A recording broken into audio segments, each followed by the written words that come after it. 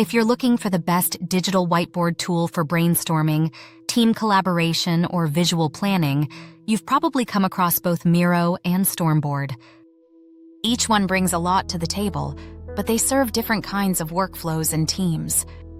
This comparison will help you decide which fits your needs best. Let's start with Stormboard.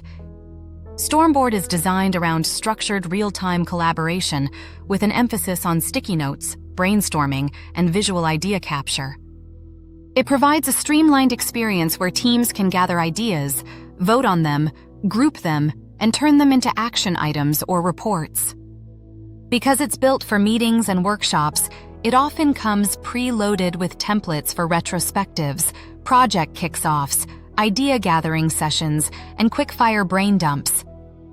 For smaller teams or groups that need a simpler guided board where the focus is on collecting and organizing ideas rather than managing big visual workflows, Stormboard can be attractive. Its simplicity and clear focus make onboarding quick and fast.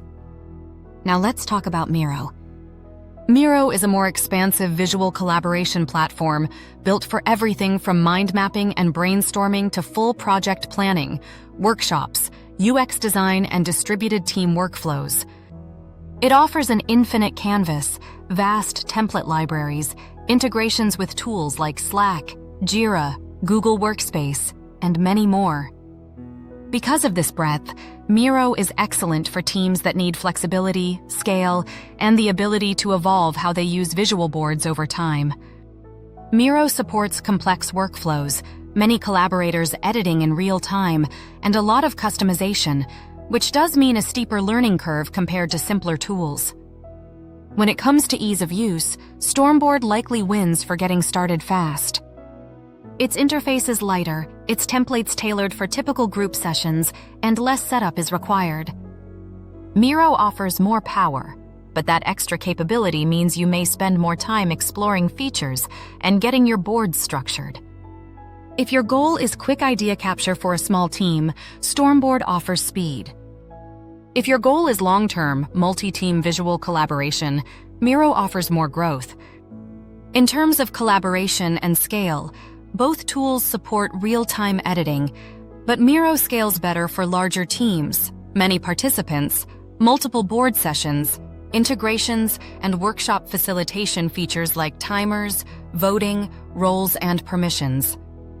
Stormboard performs well in its niche, small to medium teams and meeting-based workflows, but may lack some of the enterprise-grade integrations and flexibility that Miro provides.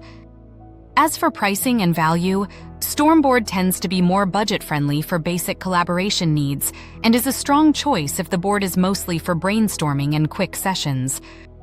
Miro's free tier is useful, but to unlock the full boards at scale, many integrations, advanced features, and enterprise controls, you'll likely move into a paid plan.